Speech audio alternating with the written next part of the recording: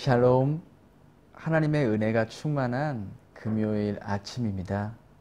오늘은 특별히 예수님께서 죽으신 그 금요일, 성금요일을 더욱더 생각하면서 예수님의 죽으심을 기억하며 묵상하는 그러한 하루가 되길 바랍니다.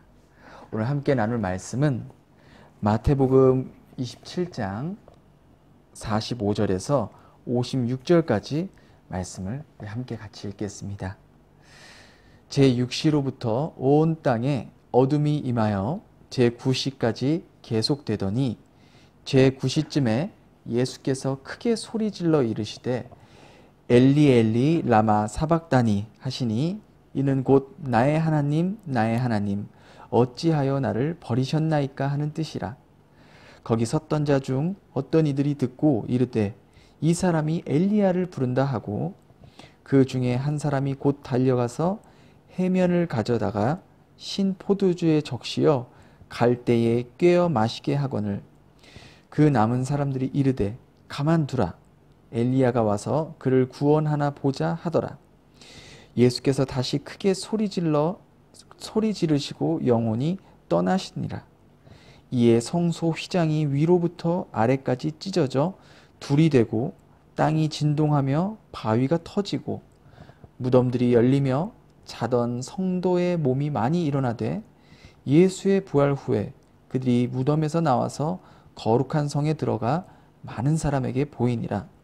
백부장과 및 함께 예수를 지키던 자들이 지진과 그 일어난 일들을 보고 심히 두려워하여 이르되 이는 진실로 하나님의 아들이었도다 하더라.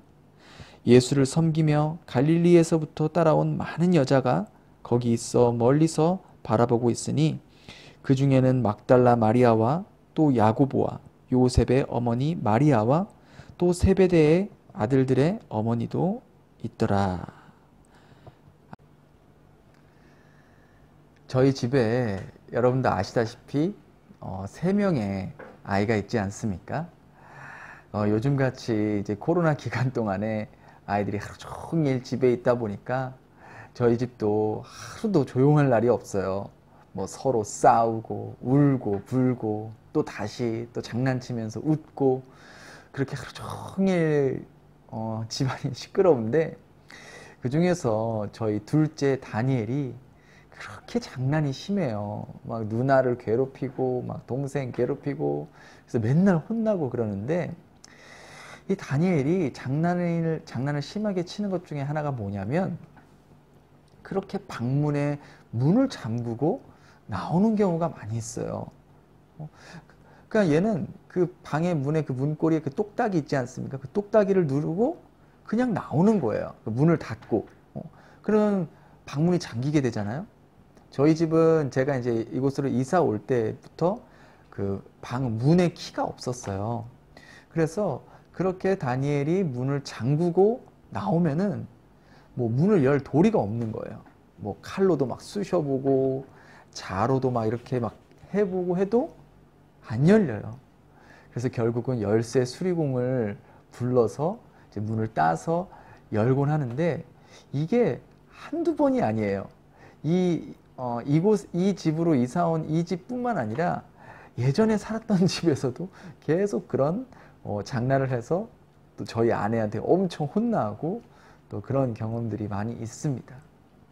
그런데 제가 그렇게 문이 잠기고 난 그 모습을 이렇게 보면서 문득 생각이 든 게 이렇게 문이 잠겨서 방에 들어가질 못하니까 아무리 저 방 안에 귀한 물건이나 귀중품이 있어도 또 아무리 비싼 돈이 있어도 문이 잠겨 있는 상태에서는 저게 아무것도 아니게 되는구나. 무용지물이 되는구나.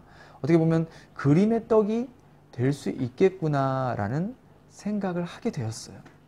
그러면서 또 어떤 생각이 들었냐면 하나님과 우리와의 관계도 어쩌면 저럴 수도 있겠구나라는 생각이 들었어요. 무슨 말이냐면 하나님은 좋으신 하나님이시잖아요. 그리고 하나님에게는 아주 좋은 각 은사들을 받고 누릴 수가 있지 않습니까? 그런데 만약 우리가 하나님께로 갈 수 있는 문이 잠겨 있다라고 하면, 하나님께로 나아갈 수 있는 문이 닫혀 있다라고 하면은, 아무리 좋은 하나님이라도, 아무리 하나님께 좋은 것이 많다 할지라도 우리가 받을 수도 누릴 수도 없겠구나라는 생각을 해보게 되었습니다. 그래서 그 하나님에게로 나아갈 수 있는 그 방법은 곧 마치 방문을 열려면은 뭐가 있어야 돼요? 열쇠가 있어야 돼요. 이와 같이 우리가 하나님께로 나아가려면은 바로 이 열쇠가 있어야 되겠구나. 열쇠가 있어야지만이 하나님께로 갈 수 있겠구나 라는 생각을 해보게 되었습니다. 그렇다면은 하나님께로 나아갈 수 있는 그 열쇠가 무엇인가? 이 열쇠만 가지고 있으면 언제든지 어디서든지 하나님께로 나아갈 수 있지 않겠습니까? 그래서 오늘은 하나님께로 나아가는 그 열쇠가 무엇인지 오늘 본문을 통해서 함께 나눠보려고 합니다. 본문의 배경은 이제 예수님이 십자가 위에서 곧 목숨이 끊어질 상황에 처해져 있습니다. 예수님은 지금의 시간으로 오전 9시부터 오후 3시까지, 그러니까 약 6시간 동안 그 십자가에 매달려서 고통을 당하고 계셨던 것입니다. 그렇게 해서 오후 3시경에 예수님은 십자가 위에서 숨을 거두게 되십니다. 그런데 놀라운 것은요, 바로 예수님이 돌아가신 후에 일어난 일입니다. 우리 51절 한번 같이 읽겠습니다. 51절에 이에 성소 휘장이 위로부터 아래까지 찢어져 둘이 되고 라고 기록이 되어 있어요. 예수님이 죽으셨는데 왜 휘장이 찢어졌을까요? 바로 여기에 오늘 말씀의 중요한 포인트가 있다라는 것입니다. 먼저 이 휘장에 대해서 잠깐 나눌 필요가 있는데요. 이 휘장은 이 그림에서 본 것 같이 이 성소와 이 지성소를 나누기 위해 가려진 실로서 우리가 집에서 흔히 볼 수 있는 커튼과 같은 그러한 역할을 하고 있습니다. 그런데 일반 커튼이 아니라 그 두께가 무려 15cm나 된다는 거예요. 15cm면 보통 성인의 한 뼘 정도의 길이에요. 그러니까 천으로 실로 짰는데 두께가 15cm 정도면 그게 얼마나 두껍고 단단하고 튼튼하게 만들어졌다는 것인지 알 수 있다는 것이죠. 이게 얼마나 튼튼하냐면요, 말 4마리가, 그러니까 양쪽에서 2마리씩 말 4마리가 서로 잡아당겨도 찢어지지 않을 정도로 그만큼 단단하고 튼튼하게 만들어진 게 바로 이 휘장이었던 것입니다. 그런데 오늘 본문에 보니까 예수님이 죽으셨을 때에 휘장이 찢어졌다라고 기록이 되어 있는 거예요. 그리고 또 오늘 본문을 보니까 휘장이 위에서부터 아래로 찢어졌다라고 기록이 되어 있습니다. 여러분 한번 생각해 보세요. 만일 여러분들도 집에서 어떤 천이나 그런 면을 찢으실 때에 가위로 살짝 이제 조금 자르고 양쪽에서 쫙 잡아당기면은 이게 쫙 갈라지면서 찢어지지 않습니까? 그런데 지금 이 모습은 위에서부터 아래로 찢어졌대요. 여러분 한번 여러분의 집에 있는 커튼을 한번 보시기 바랍니다. 그 커튼이 밑에서부터 갈라진 부분이 있으면 그걸 잡고 쫙 찢을 수야 있겠지만 위에서부터 아래로 찢어진다라는 게, 그 얇은 커튼도 위에서부터 아래로 찢어진다는 것은 사실 불가능한 일이에요. 그런데 그 얇은 커튼도 찢어지는 것이 불가능한 건데 두께가 무려 15cm나 되는 그 두꺼운 휘장이 예수님이 죽으신 후에 위에서부터 아래로 찢어졌다라는 것. 정말 이것은 어떤 사람의 힘이나 외부의 어떤 힘으로써 일어날 수 있는 일이 아니라는 것이죠. 그런데 왜 예수님이 죽으신 후에 휘장이 찢어졌을까요? 그것은 이 휘장은요, 바로 아까도 말씀드린 대로 이 지성소와 성소를 구분하는, 어찌 보면 문과 같은 역할을 하는 것입니다. 성소는 제사장들이 수시로 드나다닐 수가 있었어요. 어떤 뭐 제사 준비를 할 때라든지 그 안에 있는 뭐 진설병, 그런 모든 기구들, 뭐 촛대, 뭐 이런 것들을 또 기름도 주고 또 정돈하기 위해서 제사장들이 수시로 드나들 수 있는 곳이 바로 성소였거든요. 그런데 지성소는 달랐어요. 이 지성소는 하나님의 임재의 상징인 법궤가 있는 곳이에요. 그래서 이 지성소는 아무나 들어갈 수가 없습니다. 오직 대제사장만이 지성소에 갈 수 있는데, 그것도 아무 때나 가는 게 아니라 1년에 딱 한 번 이스라엘 온 민족의 죄를 이제 사하기 위해 그 대속죄 일에만 들어갈 수 있게끔 하나님께서 법을 만드셨어요. 그래서 그 지성소는 오직 대제사장이 1년에 한 번만 딱 들어갈 수 있는 그러한 곳이 지성소라는 곳입니다. 그런데 왜 하나님께서는 이 지성소와 성소를 구분하셨냐? 그것은 이 죄인된 인간이 거룩하신 하나님을 감히 아무 때나 언제든지 누구든지 이렇게 들어오는 것을 막기 위해서 바로 성소와 지성소 사이에 휘장을 두셨다라는 것이죠. 이런 문의 역할을 하는 이 휘장이 예수님이 십자가에 돌아가셨을 때 그것도 위에서부터 아래로 찢어졌다. 이것은 이제부터는 구약의 제사법이 폐지되고 새로운 시대가 열렸다는 것을 상징적으로 의미한다는 것이죠.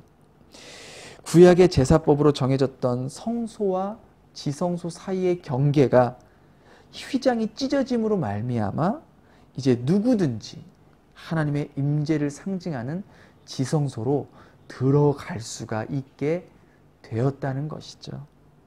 무엇 때문에? 바로 이 휘장이 찢어졌기 때문입니다. 휘장이 찢어졌다는 것은 누구든지 언제든지 하나님의 임재를 상징하는 지성소로 들어갈 수 있다는 것이에요. 그런데 이 휘장이 무엇을 나타내는지 아십니까? 이 휘장은 다름 아닌 예수 그리스도의 몸을 상징하는 것이에요. 히브리서 10장 20절에는 이렇게 기록이 되어 있습니다. 그 길은 우리를 위하여 휘장 가운데로 열어놓으신 새롭고 산 길이요 휘장은 곧 저의 육체니라.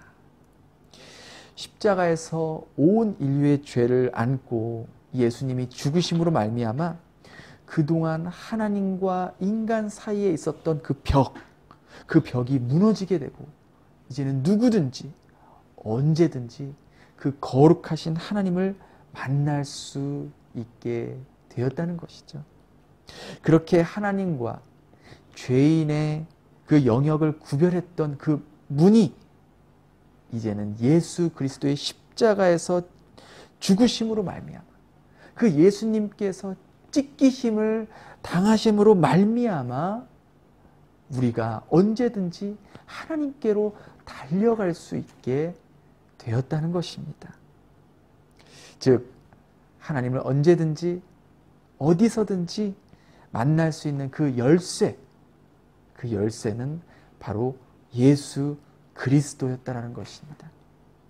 예수 그리스도의 피를 힘입어 하나님께 나아갈 수 있는 담력을 얻을 수 있다는 것입니다.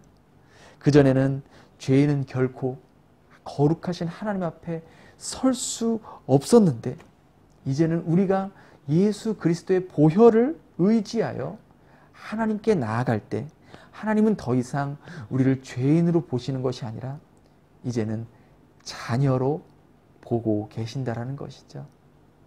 즉 아담의 범죄로 말미암아 인간은 하나님께 나아갈 수 없었지만 예수님께서 친히 하나님과 인간 사이에 휘장이 되어 주시고 그 십자가에서 죽으심으로 말미암아 그 두꺼운 절대로 찢을 수 없을 것 같던 그 휘장이 찢겨짐으로 말미암아 이제는 우리가 원한다면 언제든지 어디서든지 예수의 피를 힘입어 담대하게 하나님 앞에 나아갈 수 있게 되었고 그 하나님을 이제는 우리가 아버지라고 부를 수 있게 되었다는 것이죠.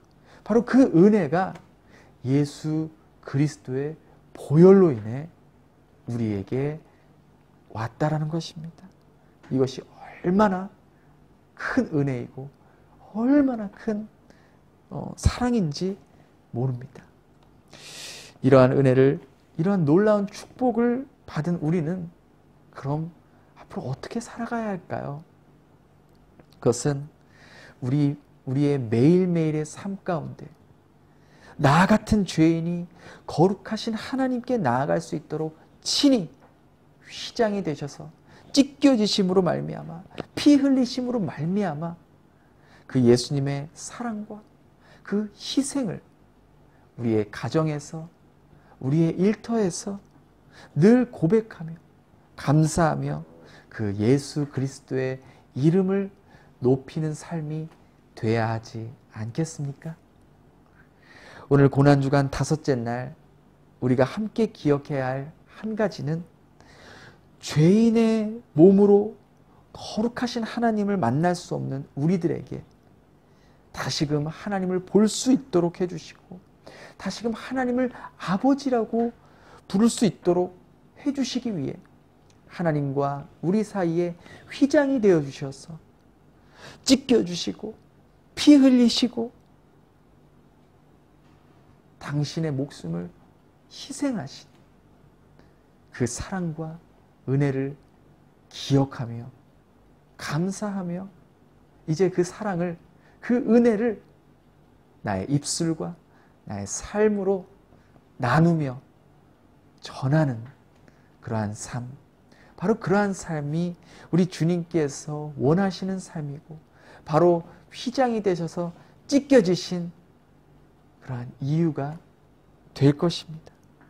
오늘 하루 주님께 감사하며 나 같은 죄인을 다시 하나님과의 관계를 회복시켜 주시기 위해 십자가에 돌아가신 그 주님의 사랑을 묵상할 수 있는 그런 하루가 되길 예수님의 이름으로 축복합니다. 기도하겠습니다. 하나님 아버지 감사합니다. 우리 예수님께서 십자가에 돌아가심으로 말미암아 성소와 지성소 사이를 경계했던, 구분했던 그 휘장이 찢어졌습니다. 그리고 그 휘장이 찢어짐으로 말미암아 이제는 누구든지 언제든지 하나님의 임재를 상징하는 지성소로 들어갈 수 있게 되었습니다. 주님, 우리 같은 죄인을 다시금 하나님을 만나게 하기 위해 하나님과의 관계를 회복시켜 주시기 위해 친히 휘장이 되어 주셔서 친히 찢겨지시고 피 흘리심으로 말미암아 다시금 우리가 하나님께 나아갈 수 있도록 하나님을 아버지라 부를 수 있도록 은혜를 주신 그 사랑에 오늘도 감사하며 감격하며 살아갈 수 있게 도와주시옵소서. 감사드리며 예수님 이름으로 기도드립니다. 아멘.